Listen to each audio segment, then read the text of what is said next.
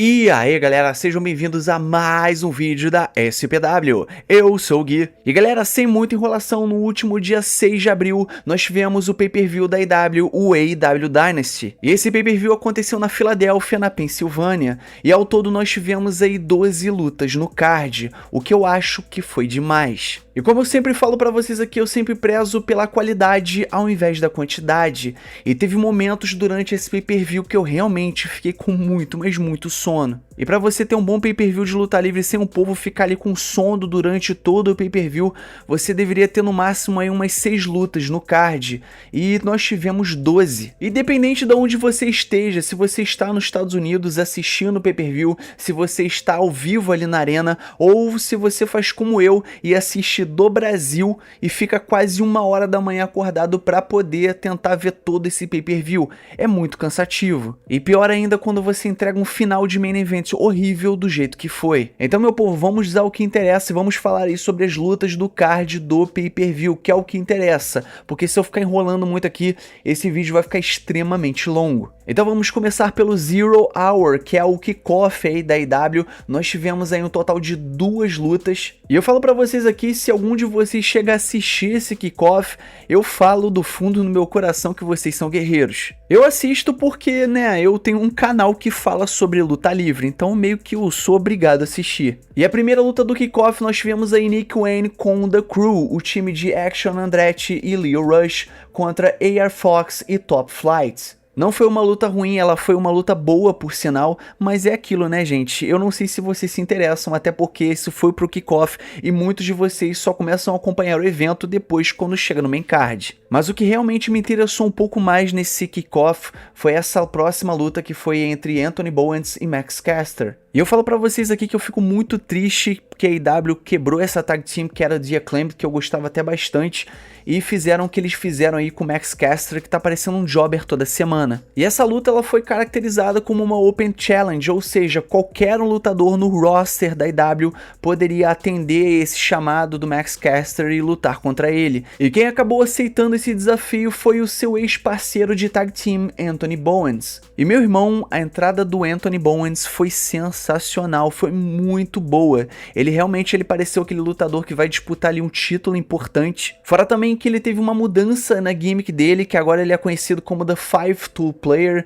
o The Pride of Professional Wrestling, o orgulho, né, da luta livre profissional, meio que dando uma mesclada da pessoa que realmente ele é, porque quem não sabe, ele é um lutador gay, assumidamente gay na luta livre. E o mais legal desse personagem dele é porque não ficou uma coisa muito na cara, de que olhem pra mim, eu sou o personagem gay da luta livre. Ele conseguiu unir uma coisa que ele realmente acredita ali na vida dele, juntamente com a sua gimmick da luta livre. E pra quem chegou a ver essa entrada dele, percebeu que ele tava parecendo até um super-herói. E depois dessa apresentação, eu espero do fundo do meu coração que a AEW não desperdice ele como um lutador solo, já que eles resolveram quebrar aí uma das melhores tag teams do roster da AEW, que era o The Acclaimed. Bom, agora deixando os elogios de lado, vamos para as críticas. A primeira delas é a seguinte: você resolve quebrar uma das melhores tag teams do seu roster, a The Acclaimed.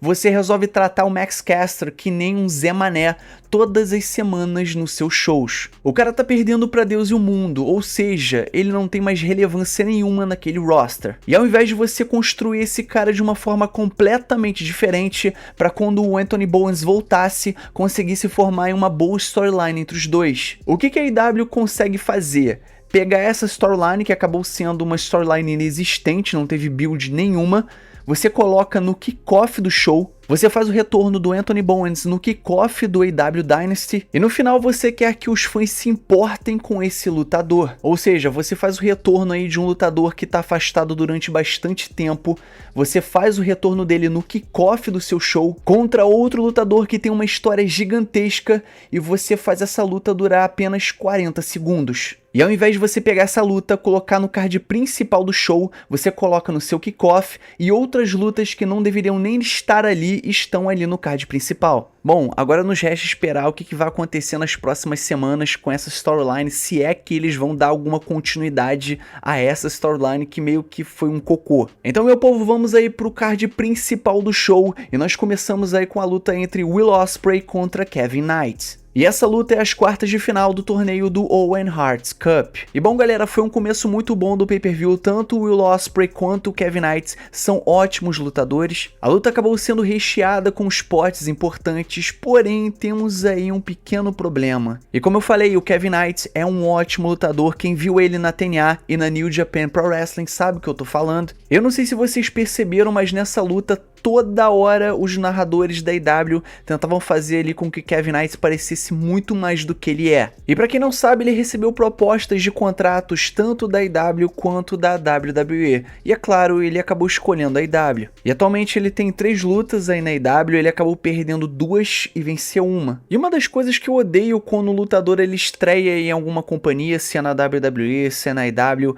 é essa forçação de barra, tipo, olhem para esse lutador, vejam como ele é bom. Ele está perdendo tal luta, mas ele é maravilhoso, olhem para ele. Prestem atenção no Kevin Knight, ele fez uma ótima luta, uma luta muito boa, mas ele acabou perdendo. Aí você me pega o cara e coloca ele numa luta contra Will Ospreay no pay-per-view. Claro, foi uma luta boa, mas no final quem foi o perdedor? Ele. Ao invés de você construir ele da forma correta dentro da IW, você resolve simplesmente pegar ele e colocar contra o Will Ospreay, que no final todo mundo sabe que ele não iria vencer. Ao invés de você construir ele lentamente com seu personagem nos shows todas as semanas, tanto no Collision quanto no Dynamite. Ao invés de você colocar ele no Dynamite para poder fazer ele vencer uma luta, depois coloca ele no Collision para poder fazer ele vencer outra luta. Aí chega naquele momento que a gente presta atenção, a gente fala assim, opa, esse cara aqui tá vencendo algumas lutas aí no Dynamite, no Collision, vou começar a prestar atenção nesse maluco aqui. Aí depois ele começa a aparecer em storylines, aí a gente começa a ficar mais interessado. Aí você imagina, o Hurt Syndicate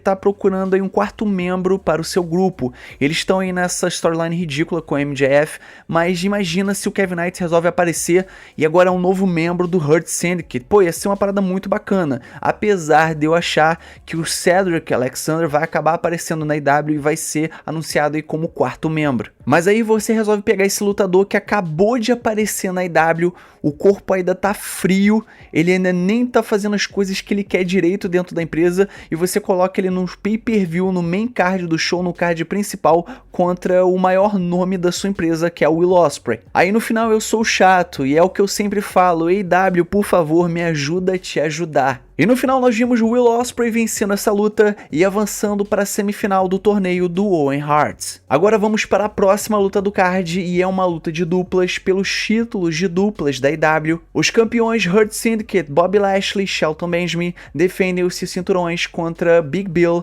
e Brian Keith. E tem mais uma luta que ninguém esperava que acontecesse o oposto a não ser a vitória do Hurt Syndicate. E olha, com muita tristeza no meu coração que eu falo para vocês que a divisão de tag team da IW hoje ela tá praticamente falecida, tá aos frangalhos, ela não existe. E uma diferença muito grande entre a WWE e a IW é que a WWE tem muitas tag teams, muitas duplas, e eles não fazem ideia do que eles fazem com aquelas duplas.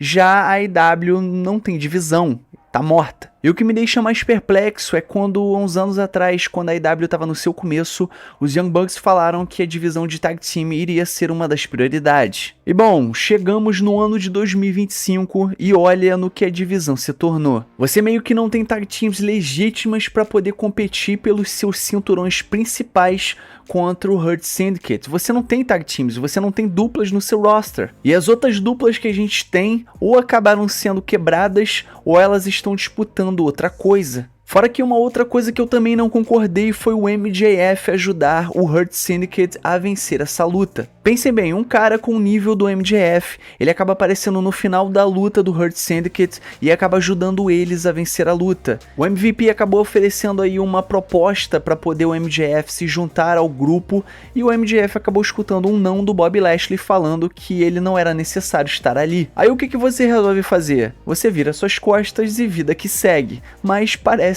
que com o MJF isso não aconteceu. Você tem um dos melhores lutadores do planeta Terra no seu roster, você tem um cara que faz as melhores promos do planeta Terra dentro do seu roster, e a melhor coisa que você consegue fazer é colocar ele numa storyline com Hurt Syndicate, e o único momento que ele acaba aparecendo no pay-per-view é no final da luta em que ele ajuda o Hurt Syndicate a vencer. E o Hurt Syndicate não precisa de nenhuma ajuda para poder vencer lutas. Você tem o Bobby Lashley, que é um matador, e o Shelton Benjamin, que é outro matador, que ajuda você precisa para poder vencer uma luta. Só os dois parados em pé dentro daquele ringue já é o suficiente para meter medo em qualquer tag team. Aí qual era a necessidade do MJF ter aparecido no final dessa luta e ajudar o Hurt Syndicate? Pra mim não faz sentido algum, mesmo que você vá para os próximos shows semanais e você tente explicar isso, pra mim não faz sentido nenhum. Porque eu não sei vocês, mas sabe o que parece? Que o MJF meio que tá esperando o contrato dele um dia acabar com a AEW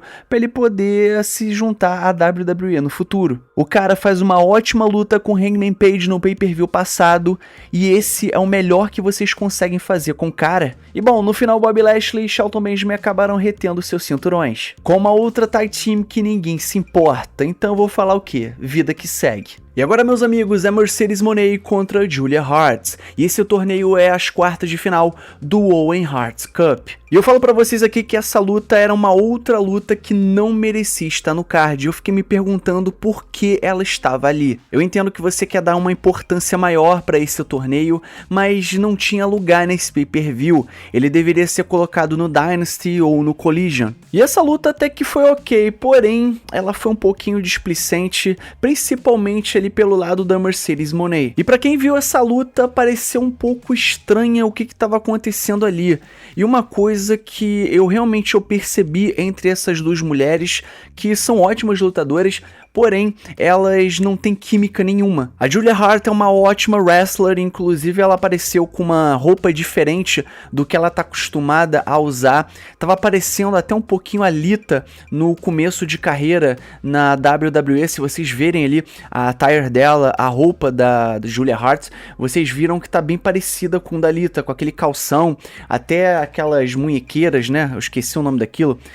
Que ela coloca no braço, tava bem parecido com o da Lita antigamente. E é aquilo que eu falei, por mais que essas duas lutadoras sejam extremamente talentosas, alguma coisa não clicou nessa luta. E é aquilo, você pode tentar fazer o que você quiser, porém, quando dois lutadores não tem química nenhuma no ringue, não importa o que você faça, não vai dar certo. E essa luta só começou a ganhar uma forma depois que ela já estava bem, mas bem próxima do final. E no final nós vimos Mercedes Moné vencendo essa luta e avançando para as semifinais do torneio do Owen Hart Cup feminino. E a Mercedes Moné com certeza não vai perder tão cedo uma luta. Atualmente ela tá invicta e provavelmente eles vão colocar ela só para perder no All-In contra Toni Storm. Para quem não sabe, o vencedor desse torneio vai ganhar uma oportunidade pelo cinturão máximo da empresa. Então provavelmente esse é o caminho que eles estão tentando ir, que é colocar a Mercedes Moné contra Toni Storm no futuro. E provavelmente vai ser no All-In. E a Mercedes Moné tá demorando muito tempo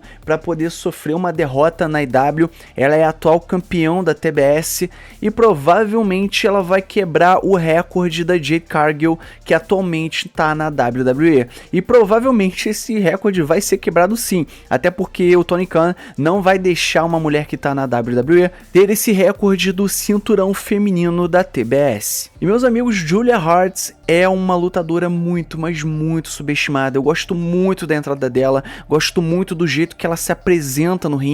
E eu queria demais que ela fosse uma lutadora que fosse tratada melhor dentro do roster da AEW. Ela evoluiu muito desde aquela gimmick que ela tinha de líder de torcida, juntamente com o Griff Garrison e o Brian Pillman, que faziam ali os Varsity Blondes, e ela conseguiu transformar a nova gimmick dela numa coisa muito, mas muito boa. Então eu espero que a AEW não cague essa mulher, porque ela tem um potencial incrível pela frente. Agora a próxima luta da noite é uma Trios Match pelos títulos de trios da AEW. Os Death Riders, o time de Claudio Castagnoli, Pac e Wheeler Yuta, defendem os seus cinturões contra o Rated FTR, o time de Cope, Cash Wheeler e Dax Harwood. E essa luta, ela não foi uma luta ruim, ela foi muito legal, por sinal. E uma coisa boa pra gente falar aqui, que o Wheeler Yuta tava ali com hit junto com o público, que tava muito bom.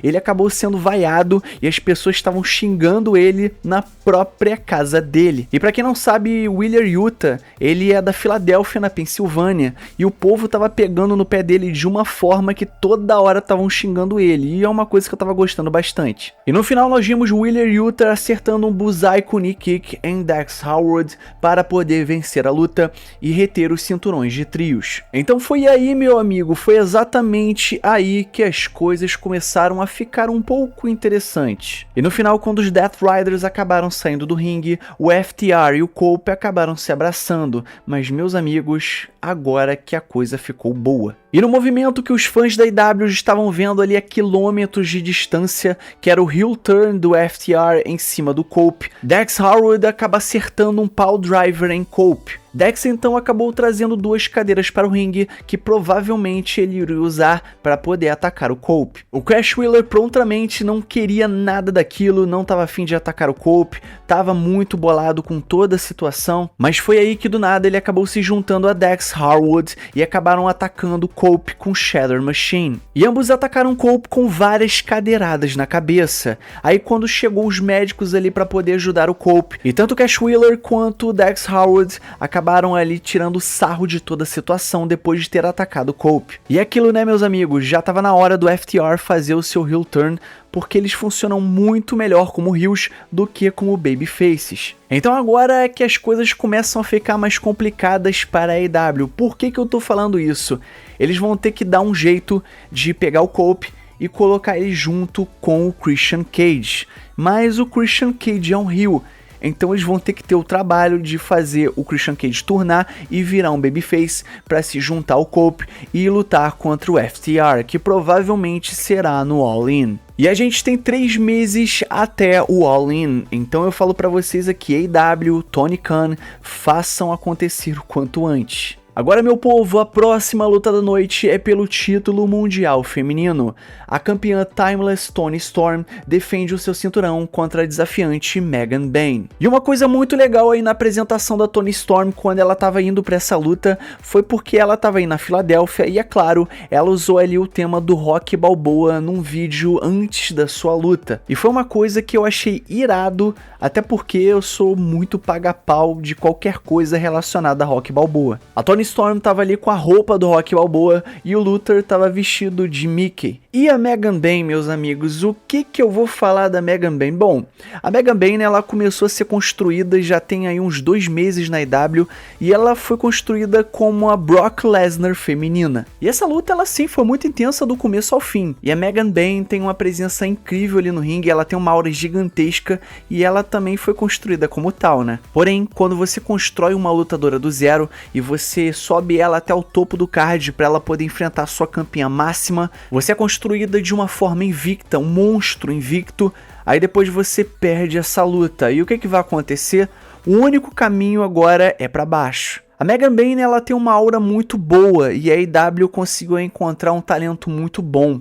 Porém, como eu falei pra vocês, quando você constrói aí uma lutadora e você já coloca imediatamente lá no topo do card pra poder lutar contra a sua campeã mundial e perde, o caminho é sempre para baixo. Então o que vai acontecer agora? Ela vai voltar para o final da fila e vai ter que esperar uma outra oportunidade. E também no caso, a AEW pode colocar as duas novamente em um próximo pay-per-view para lutarem juntas, mas a Megan Bayne no caso teria que vencer, porque se for colocá-la para perder novamente, vai acabar com todo o ímpeto dela. A Megan Bayne é uma lutadora muito interessante, mas você construiu ela até aqui como um monstro da divisão feminina, invicta, não perdia pra ninguém, aí ela vai agora, perde para Toni Storm e o que eu falei, o caminho é pra baixo. Ela vai ter que voltar, subir aquela escada novamente para poder voltar a lutar um dia com a campeã feminina da AEW e possivelmente se tornar uma grande estrela da empresa. A AEW poderia simplesmente ter colocado esse cinturão na Megan Bayne durante esse pay-per-view, mas eu acho que não seria uma coisa muito legal. E eles até tentaram fazer com que ela ficasse forte durante essa luta, mesmo com a derrota. Teve um momento que a Toni Storm acertou ali um Strong Zero na Megan Bayne e ela acabou saindo no 1. Foi uma luta intensa, equilibrada e cheia de reviravoltas. Toni Storm teve que suar para poder sair daquela arena com o cinturão. E mesmo sem vencer, a Megan Bayne acabou saindo um pouco mais valorizada. E agora eu tô curioso para saber o que eles vão fazer com o personagem da Megan Bayne, qual vai ser o próximo passo. E eu tô gostando bastante também do personagem dela, que é tipo uma deusa grega. E até o finisher dela é bastante legal, mesmo que seja ali uma cópia do F5 do Brock Lesnar, que ela chama de Fates Descent, que parece mais uma DLC do jogo do God of War, mas isso acaba não tirando nenhum mérito dela e realmente ela vai chegar muito longe se ela for bem trabalhada. Toni Storm acabou retendo seu cinturão, agora eu tô muito curioso para saber quem vai ser a próxima desafiante. Agora nós vamos para a próxima luta da noite, e essa luta é entre Kyle Fletcher contra Mark Briscoe, e são as quartas de finais do torneio do Owen Hart. E essa luta foi uma das melhores lutas da noite, mesmo eu achando que essa luta não tinha que estar no card. Você já tá com um card extremamente longo, as pessoas que estão ali na arena e assistindo na televisão já estão morrendo de sono, e você faz o quê? Coloca mais uma luta no pay-per-view. Eu não vejo lógica nenhuma. Eu preferi ela 1000 vezes como main events ali do Dynamite ou do Collision, porque faria muito sentido e até melhoraria o show. Mas ao invés disso, eles cometeram esse erro de terem colocado no pay-per-view para inflar ainda mais o card, que foi uma coisa extremamente necessária. Se no caso você tá construindo o pay-per-view, você tem aí 5, 4 lutas no card e você tá precisando de mais uma luta para poder melhorar o seu card, tudo bem, a gente entenderia que essa luta fosse adicionada ali em algum momento, mas o pay-per-view tava aí com 12 lutas não, 11, aí você coloca mais uma, fica 12 e fica muito cansativo de assistir. E por mais que essa luta tenha sido uma boa luta, acaba que não conta tanto, porque as pessoas já estão cansadas, porque é sempre a mesma coisa. Então elas querem que a luta acabe o quanto antes para elas poderem partir para a próxima. No final nós vimos Kyle Fletcher acertando 2 chutes na cabeça de Mark Briscoe e para fechar com chave de ouro, acabou acertando ali um Brainbuster de cima do topo do Turnbuckle. E essa luta durou quase 20 minutos do tempo do pay-per-view e eu falo para vocês que não tinha necessidade alguma. O Kyle Fletcher ele tá melhorando a cada momento que ele aparece na televisão, desde aquele momento que ele era só um lutador de tag team juntamente com Mark Davis, onde eles faziam ali o Aussie Open, ele melhorou muito desde então. E esse é aquele lutador que eu vejo ele futuramente sendo aí um possível campeão mundial. E eu falo mais uma vez aqui que eu espero do fundo do meu coração que a AEW não cague o Kyle Fletcher. Kyle Fletcher tá subindo de patamar e a gente necessita manter esse ímpeto vivo. Kyle Fletcher vence e vai para semifinais do torneio do Owen Hart. Agora a próxima luta da noite é uma luta entre Chris Jericho contra Bandido, e vale aí o cinturão mundial da Ring of Honor, fora também que é uma luta título contra máscara.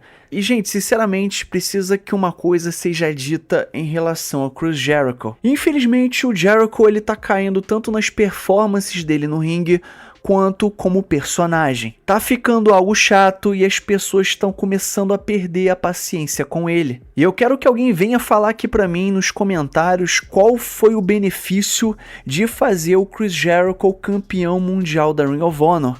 Eu não vi nenhum. E uma coisa que eu considero muito triste no mundo da luta livre é quando o lutador tá ali no ringue lutando, você escuta gritos do público de "Please retire", que significa "por favor se aposente". O Bandido é um excelente lutador e, na minha opinião, ele é um dos melhores lutadores hoje do mundo da luta livre. A luta teve momentos que acabou se tornando um pouco displicente, principalmente por conta de Chris Jericho. E quando a gente achou que a luta tinha terminado, depois de Brian Keith ter entregado ali pro Chris Jericho um taco de beisebol e ele ter acertado o taco de beisebol em Bandido, a gente achou que o Bandido iria perder a sua máscara. Aí beleza, 1, 2, 3, Chris Jericho continua como campeão mundial da Ring of Honor, mas espera aí, calma, alguma coisa tá acontecendo ali do lado de fora. A família do Bandido, se eu não me engano, era a irmã dele e a mãe, entraram ali do lado do ringue e tentaram dizer pros árbitros que alguma coisa estava acontecendo ali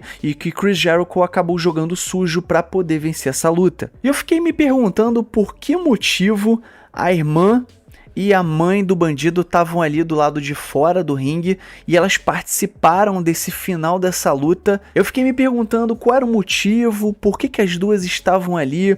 Aí eu tive uma resposta. E foi aí que eu continuei sem entender nada. Eu fiquei pensando, bom, se você tem um replay para poder mostrar para os árbitros o que aconteceu ali com Chris Jericho e o Bandido, você precisou de duas moças que não falam inglês do lado de fora do ringue para tentar te mostrar o que aconteceu. E foi então que eles descobriram ali o taco de beisebol de Chris Jericho que estava ali do lado das escadas e reiniciaram essa luta. Jericho então tentou agarrar a irmã de Bandido pelo cabelo, mas levou 2 chutes na cabeça e na sequência o 21 Plex. Sendo assim, Bandido se consagra o novo campeão mundial da Ring of Honor pela segunda vez na sua carreira. Então uma coisa que eu espero agora em diante é que o Chris Jericho ele tome um tempo aí de folga da luta livre. Ou um ou outro. Ou ele toma esse tempo de folga, fica um pouquinho longe da luta livre, ou ele acaba voltando para a WWE. Até porque, vamos ser sinceros, né? Isso vai acontecer uma hora ou outra. Um dia, aí um ano, não sei quando isso vai acontecer, vão acabar introduzindo ele no Hall of Fame e ele vai acabar voltando para a empresa. E, inclusive, numa entrevista, ele já disse que não descartaria uma volta para a WWE. Então, eu acho que depois que eles escutaram essa entrevista, eu acho que aquilo ali foi um prego ali no seu caixão na IW. Com certeza, os dias de Chris Jericho estão contados dentro da All Elite Wrestling. E agora a próxima luta da noite é pelo título da TNT. Daniel Garcia, o campeão, defende o seu cinturão contra Adam Cole. E foi uma boa luta entre esses dois senhores e finalmente eles tiveram aí algum destaque dentro da IW depois de muito tempo. E no último pay-per-view da IW, eles acabaram aparecendo ali no Zero Hour, que é o kickoff da IW, e eu achei aquilo um desrespeito do caceta. Tanto o Adam Cole quanto o Daniel Garcia são excelentes talentos e o jeito que eles estavam sendo tratados não estava sendo muito legal. E finalmente eles tiveram esse destaque deles, no qual foi uma luta bem bacana, eu gostei bastante. No final, desesperado, Daniel Garcia tentou um super pile driver, mas Adam Cole o empurrou e mandou 2 Panama Sunrise seguidos, e em seguida Adam Cole acabou acertando The Boom em Daniel Garcia para conseguir o pinfall e se tornar o novo campeão da TNT. E eu espero daqui pra frente que Adam Cole seja valorizado do jeito que ele merece dentro da empresa. E finalmente ele conseguiu um título dentro da IW. Eu espero que esse título seja um longo reinado e seja um ótimo reinado para a construção ou reconstrução, o retorno da Fênix de Adam Cole. E futuramente, quem sabe, um cinturão mundial para ele. Já o futuro de Daniel Garcia acaba ficando um pouco incerto dentro da IW,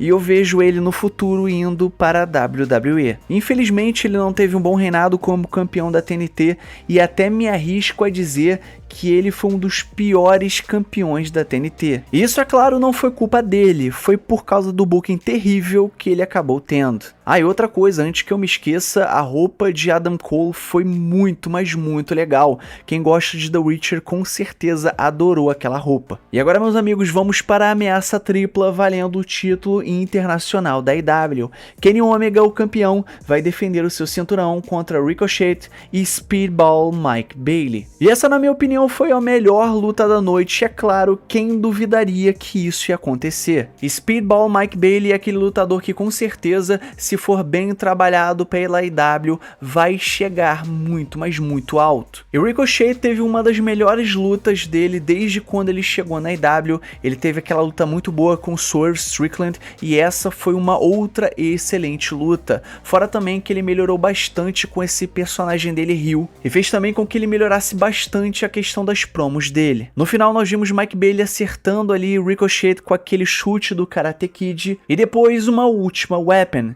mas Kenny Omega acaba quebrando a contagem com o V-Trigger. Ele pega o Ricochet e acaba acertando o One Winged Angel. Então Kenny Omega faz o pinfall e retém o seu cinturão internacional. E meus amigos, no final nós vimos ali a música de Kazuchika Okada tocando, ele indo para o ringue e dando aquela encarada de lei em Kenny Omega. No entanto, eu não sei o que aconteceu com o Kenny Omega, eu não sei se ele estava sentindo algum tipo de desconforto devido à luta. Ele não encarou o Kazuchika Okada nem por 5 segundos e ele acabou saindo dali muito rapidamente. Eu digo pra vocês que até foi um momento um pouco estranho, mas agora o que importa é que a IW tá indo por aquele caminho que eles queriam ir já tem muito tempo atrás, que é colocar o Kazuchika Okada contra o Kenny Omega. E provavelmente eles vão unificar esses esses dois cinturões, o cinturão continental de Okada e o cinturão internacional de Ômega. E eu falo pra vocês que eu já não vi a hora disso acontecer, até porque o cinturão continental hoje não serve pra absolutamente nada. A gente faz uma luta entre Okada e Kenny Omega,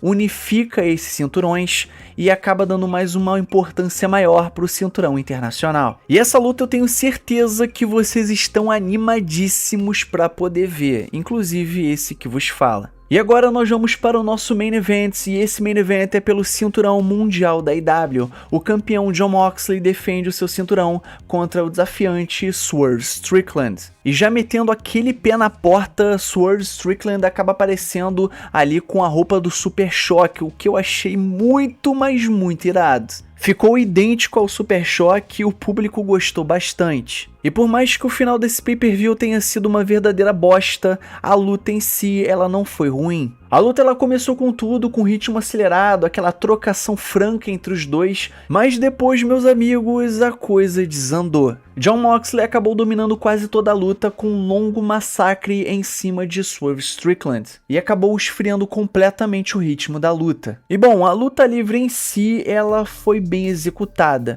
mas a verdade é que o público começou a perder o interesse com o tempo, e é claro, o pay-per-view estava extremamente longo. Como é que você vai querer uma grande empolgação do público se eles acabaram saindo de um pay-per-view gigantesco e a última luta do card, que foi anterior a essa, foi Kenny Omega contra Ricochet contra Speedball Mike Bailey? Não tem como você exigir do público uma empolgação se boa parte das suas lutas no card são sempre a mesma coisa. Você chega no Main Event e o público não aguenta mais ver nada, não importa o que você faça. Você pode fazer o melhor spot da história da luta livre, o público tá cansado. E então a AEW tinha um único trabalho, um trabalho simples, que era tirar o cinturão de Jon Moxley e entregar esse cinturão pro Swerve Strickland. AEW, você só tinha um trabalho, um simples trabalho, tirar esse cinturão de Jon Moxley. E o que vocês resolvem fazer? Transformar o final desse Main Event num verdadeiro caos. Teve interferência pra todo lado dessa luta. Hangman Page apareceu, ele tentou fazer alguma coisa, atacou Jon Moxley, mas não ajudou de nada. E então chegou naquele ponto crítico que as luzes se apagaram e quando elas voltaram, os Young Bucks acabaram retornando, atacando Swerve Strickland. E eu falo pra vocês aqui, não importa o que vocês falem nos comentários, isso não faz nenhum sentido. Até um tempo atrás os Young Bucks estavam fugindo do show porque eles estavam com medo dos Death Riders. A divisão de duplas praticamente morta, estando aos frangalhos, eles somem do show para poder fazer a viagem lá com a família deles. Eles voltam no pay-per-view e atacam Swerve Strickland, ajudando os Death Riders. Em que sentido e em que universo isso faz sentido? E no meio de toda essa confusão aconteceu o pior. Swerve Strickland, mesmo com todo esse hype em cima dele, não saiu como campeão. E como eu já falei, a luta em si ela não foi ruim, mas do ponto de vista de storytelling foi uma verdadeira decepção, foi um verdadeiro fiasco. Tivemos várias interferências e um final anticlimático e deixou aquele gostinho amargo na boca dos fãs. Eu sinceramente não sei o que eles estão tentando fazer com o Jon Moxley. Eles estão colocando aí o Jon Moxley na frente de um ônibus porque o povo não tá gostando nada do reinado dele. Talvez eles estejam esperando aí o Darby Allin voltar do Monte Everest, mas quem garante que ele vai voltar vivo de lá? Então eu não faço a mínima ideia do que eles estão tentando fazer. Foi um final que foi praticamente odiado por todo mundo que gosta de luta livre, todos que assistem a AEW como eu, e eu falo pra vocês que eu odiei ter ficado acordado até quase 1h da manhã pra poder ver esse final lixo. Os Young Bucks não querem saber de você, o Tony Khan não tá nem aí pro que você pensa, eles vão continuar fazendo da forma errada toda semana e vão continuar tratando você que assiste a AEW como um bando de imbecis. E se a AEW tá entrando naquele caminho de como matar uma empresa, eles estão indo pelo caminho certo. Então galera, chegamos aí ao final da nossa análise. Não esquece de colocar aí embaixo o que você achou desse pay-per-view. Você assistiu esse pay-per-view até o final como eu? Ou você não aguentou nem chegar no meio? Comenta aí embaixo. Fala também pra mim qual foi a sua opinião desse Main Event, que com certeza não deixou ninguém feliz. Dá a sua opinião aqui nos comentários, porque a gente vai debater um pouco sobre isso. Então galera, não esquece de curtir esse vídeo, se inscrever no canal, ativar o sininho e comentar embaixo tudo isso que eu passei pra vocês, beleza? E o mais importante, é claro, somos Pro Wrestling. Valeu e fui!